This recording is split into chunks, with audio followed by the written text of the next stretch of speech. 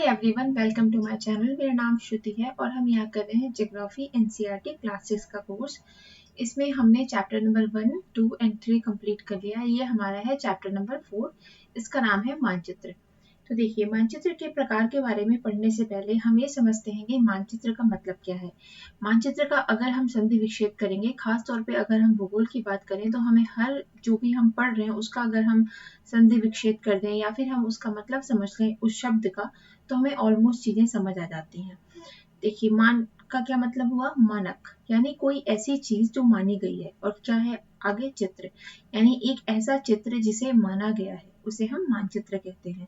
और ये चित्र क्या होता है? ये हमारे विश्व का प्रतिरूप है, यानी विश्व के जैसा है। विश्व का प्रतिरूप है, वास्तविक रूप नहीं है, प्रतिरूप है। ठीक है, अब हम देखते हैं जो हमारा मानचित्र है उसका प्रकार क्या होता है। आपको ये तो पता ही होगा, ये बहुत ही बेसिक सी चीज है कि जो मानचित्र है, अगर हम बात कर रहे हैं मैप की, तो एक मैप हो गया। जैसे मान लीजिए कि ये हमारा भारत है अगर, ठीक है, भारत बहुत ही अजीब बन रहा है बट ठीक है, ये हमारा भारत है अगर, तो ये हमारा एक मैप हो गया। ठीक है, ये हमारा एक मैप हो गया।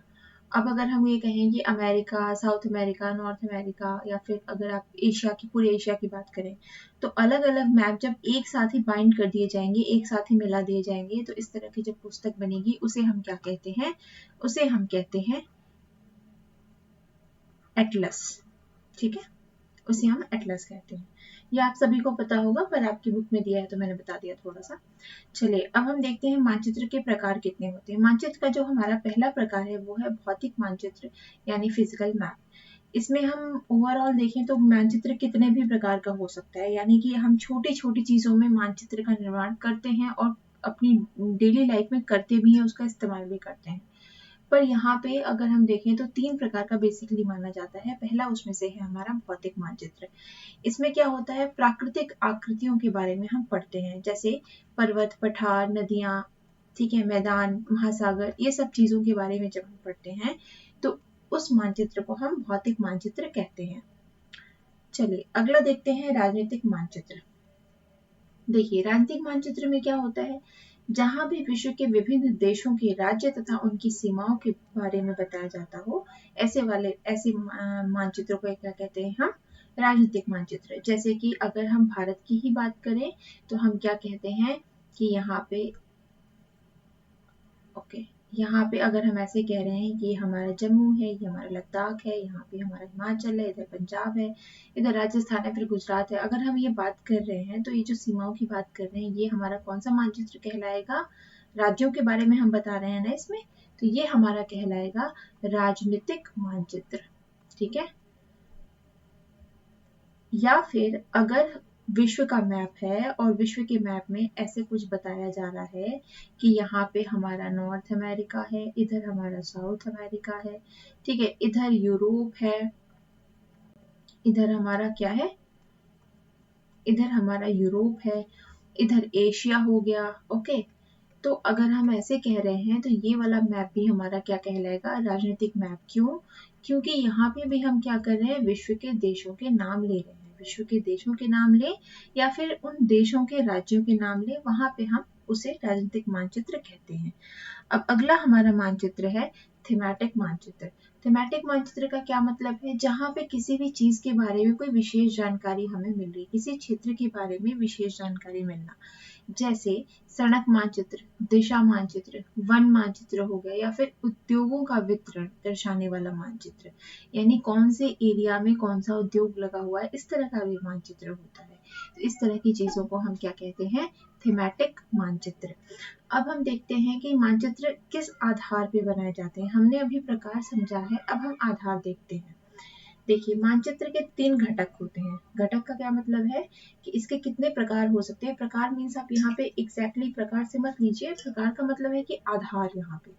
ठीक है, आधार क्या है? आखिर हम मानचित्र किन आधारों पर निर्माण कर रहे हैं?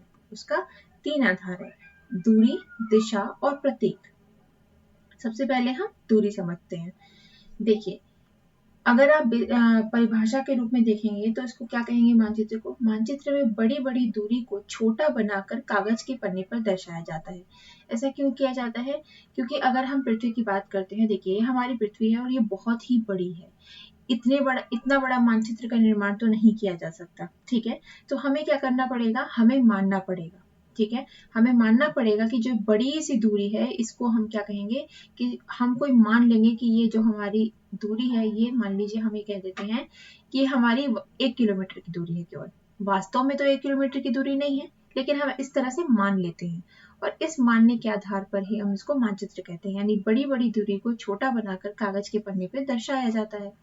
इसे बहुत ही सावधानी से दर्शाया जाता है ताकि स्थानों के बीच की वास्तविक दूरी रहे। अर्थात ये नहीं कहेंगे हम कि पृथ्वी हमारी सिर्फ 1 किलोमीटर है, ठीक है, लेकिन हम मान लेते हैं, लेकिन वास्तविक रूप से जितना भी इसका व्यास होगा हम उतना ही मानेंगे, ओके। जितनी बड़ी दूरी होती है उतना ही छोटा पैमाना बनाया जाता है।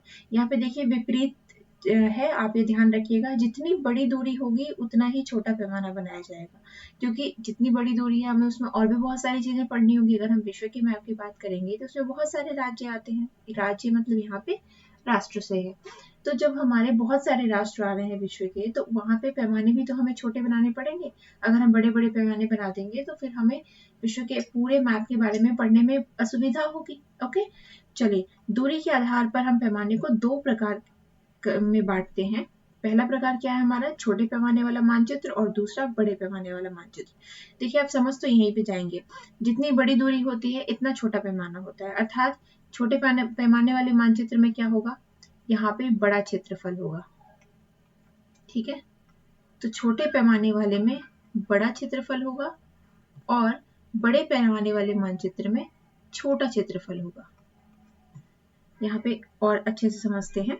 देखिए छोटे पैमाने वाला मानचित्र, जब हम बड़े क्षेत्रफल वाले भागों जैसे महाद्वीप जब हमें बड़े क्षेत्रफल वाले भागों जैसे महाद्वीप में देशों को कागज पर दर्शाना होता है, तब हम छोटे पैमाने का प्रयोग करते हैं। जैसा कि हमने पहले ही पढ़ा कि जो भी हमारे बड़े क्षेत्रफल है वहां पे छोटे पैमाने का इस्तेमाल किया जाएगा। आपको बस इतना ही याद रखना है और ज्यादा इसमें फंसना नहीं, क्योंकि इस तरह से क्वेश्चन कुछ खास आते भी नहीं है। हालांकि हम यहाँ पे जो एनसीईआरटी की बुक है वो कंप्लीट कर रहे हैं, तो चैप्टर में छोड़ नहीं सकती थी, ओके। चलिए अगला हमारा है बड़े पैमाने वाला मानचित्र। बड़े पैमाने में क्या होगा, छोटे क्षेत्रफल वाले भाग पर क्या होगा, बड़े पैमाने का प्रयोग किया जाएगा। यानी जहां पे छोटे क्षेत्रफल होंगे वहां बड़े का, और जहां बड़े क्षेत्रफल होंगे वहां पे छोटे पैमाने का। आई थिंक आप समझ गए होंगे। अब हमारा अगला घटक क्या था, दूरी के बाद दिशा। चलिए दिशा समझते हैं। देखिए ये एक बहुत ही नॉर्मल सी चीज है, आप सभी को पता होगा। ऊपर साइड में ये उत्तर है हमारा, नॉर्थ है, नीचे तरफ हमारा दक्षिण है यानी साउथ है, इस तरफ हमारा पूरब है यानी ईस्ट है, और इधर हमारा पश्चिम है यानी वेस्ट है, ठीक है। ये तो हम सभी को पता ही होगा। लेकिन जो ये वाली एरिया है, आप देख पा रहे होंगे, जो ये वाली एरिया है, इधर वाली एरिया, इतनी एरिया, इसको हम क्या कहेंगे, इस एरिया को हम क्या कहेंगे, इसको तो हम उत्तर कह दे रहे हैं, इसको हम पूर्व कह दे रहे हैं। तो जो ये उत्तर है इससे लेते हैं, तो इस वाली एरिया को हम कहते हैं उत्तर पूर्व, ठीक है। आपने सुना होगा।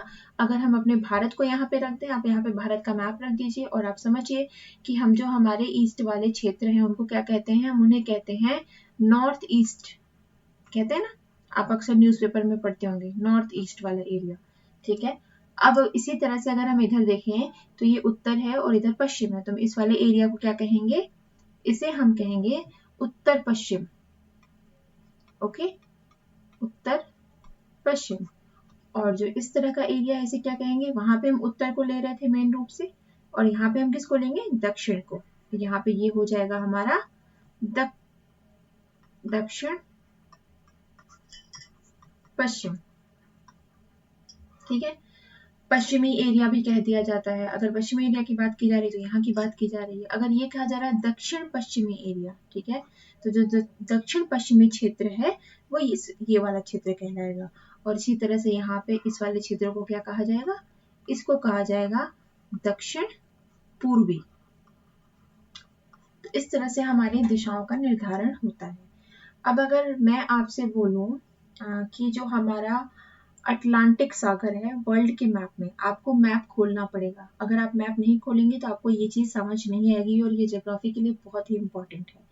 अगर मैं आपसे ये कहूँ कि जो हमारा अटलांटिक महासागर है वो हमारे नॉर्थ अमेरिका के पूर्व में स्थित है, इस तरह से अगर मैं आपसे कुछ कहूँ कि पूर्वी तरफ स्थित है, नॉर्थ अमेरिका के पूर्व की तरफ है, तो आपको ये समझना पड़ेगा कि नॉर्थ अमेरिका कहाँ है। चलो आप सबसे पहले क्या देखोगे, अगर आप वर्ल्ड का मैप यहाँ पे देखो, ठीक है, यहाँ पे वर्ल्ड का मैप देखो, तो यहाँ पे हमारा नॉर्थ अमेरिका है, इधर साउथ अमेरिका है, यहाँ पे यूरोप है, ठीक है, इधर एशिया है, और इधर हमारा, इधर ऑस्ट्रेलिया है, ठीक है, और यहाँ पे हमारा हो गया ये अफ्रीका, सॉरी वेट, ओके, यहाँ पे हमारा हो गया अफ्रीका।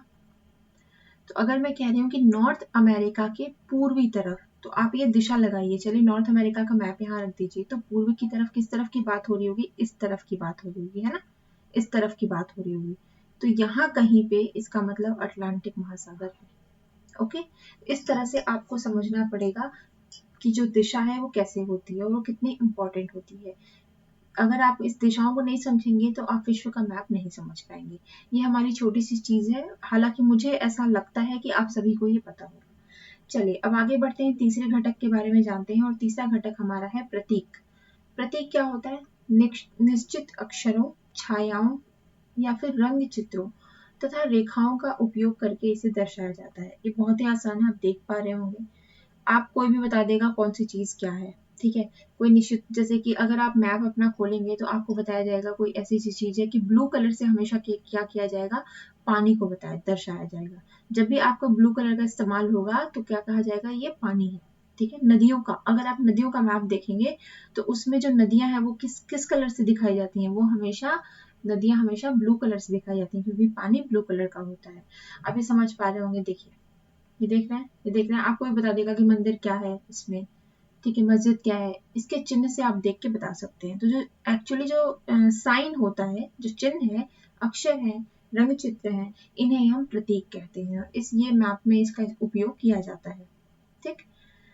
चलिए ये आपका यहाँ पे खत्म होता है, प्रतीक खत्म हो गया आपका यहाँ पे, और आपका ये चैप्टर भी यहाँ पे खत्म हो गया। इसके बाद आपका चैप्टर नंबर 5 है, जो हमारे पृथ्वी के, जो हमारे वायुमंडल है, जैसे जो परतें हैं उसके बारे में हम पढ़ेंगे कि वायुमंडल में कौन कौन सी परत होती है। क्षोभ मंडल हो गया हमारा, समताप मंडल हो गया। अब यहाँ से हमारी चीजें काफी इंपॉर्टेंट हो जाएंगी आगे से, जो हमारा 4th चैप्टर है वहां से, सॉरी 5th चैप्टर है वहां से। तो चलिए गाइज, मिलते हैं आपसे अगले वीडियो में जिसमें हम बात करेंगे चैप्टर नंबर 5th के बारे में। Okay guys, take care, bye bye.